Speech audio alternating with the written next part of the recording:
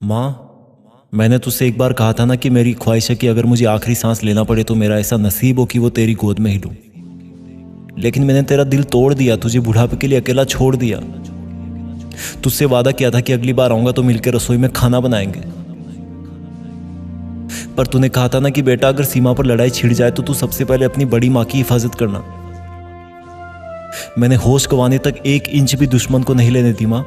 वो तो मैं अपने साथी फौजी की छाती से निकलता खून और उसकी चीख सहन नहीं कर पाया। इसलिए जब मैं उसको हिम्मत दे रहा था तो दुश्मन ने धोखे से मेरे दाएं हाथ पर गोली मार दी, जिससे मैं बंदूक चलाया करता था। लेकिन माँ, दुश्मनों के लिए तो तेरे बेटे का बायां हाथ ही काफी था। मुझे बहुत गुस्सा आया और मैं उसको जवाब देने के लिए बंदूक लेकर पलटा और 2 गोली मैंने पहले दुश्मन की छाती में ठोक दी।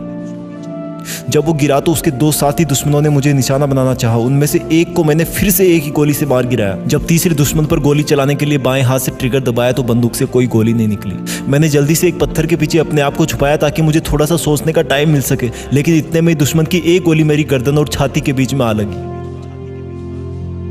गिरते हुए मैंने अपने शहीद फौजी भाई को देखा तो पाया कि मेरी बंदूक वहां पड़ी थी। तभी मुझे याद आया कि जब मैं उसको हिम्मत बंधा रहा था तब मेरी बंदूक उसकी बंदूक से बदल गई थी और उसकी बंदूक में सिर्फ 3 गोलियां बची थी।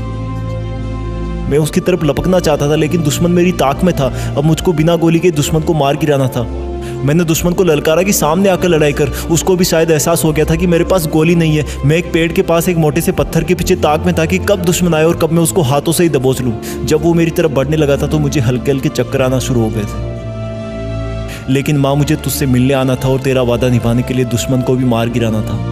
तो जैसे ही दुश्मन ने मेरे पत्थर के पास आके मुझे निशाना बनाने की कोशिश करी, मैं हाथ में मिट्टी भरकर उसकी आंखों में दे फेंका। उसी पल वो देख नहीं पाया और मैं तेरी जयकार बोलते हुए लपक कर उसको दबोच लिया और तब तक नहीं छोड़ा जब तक कि उसका दम नहीं निकल गया।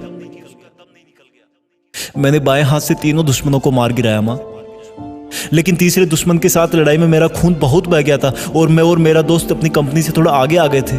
तो मैं रेंगता हुआ अपने शहीद साथी के पास पहुंचा। मां, मुझे 10 फीट जाने में आधा घंटा लग गया था।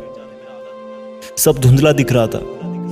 मेरा दोस्त अपने बच्चों और बीवी की तस्वीर हाथ में देखता हुआ वहीं मां की गोद में सो गया था।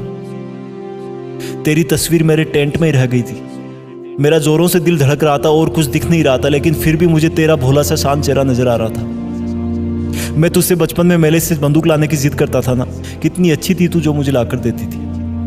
लेकिन तू मुझे उस टाइम डांटती रहती थी कि बड़ा होकर यही काम करेगा क्या। फिर मैं कहता था हाँ माँ, मैं दुश्मनों को मार गिराऊंगा। और तब तू मुझे सीने से लगा लेती थी कि नहीं बेटा, किसी को मारना अच्छी बात नहीं है।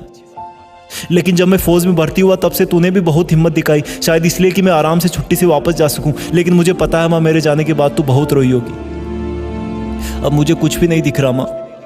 ऐसे लग रहा जैसे चारों तरफ अंधेरा हो।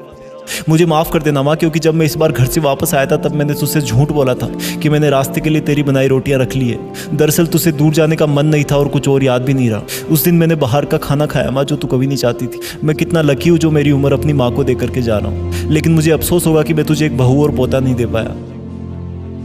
मैं हर वक्त तुझे ऊपर से देखा करूंगा माँ, और तुझे जब मेरी याद आए तो तू एक बार ऊपर की तरफ देख लेना और समझ लेना कि मैंने तुझे देख लिया है। अब मुझे फौजी पिताजी दिख रहे हैं माँ। वो अपने हाथ खोलकर मुझे अपनी तरफ ऊपर बुला रहे हैं। अलविदा माँ।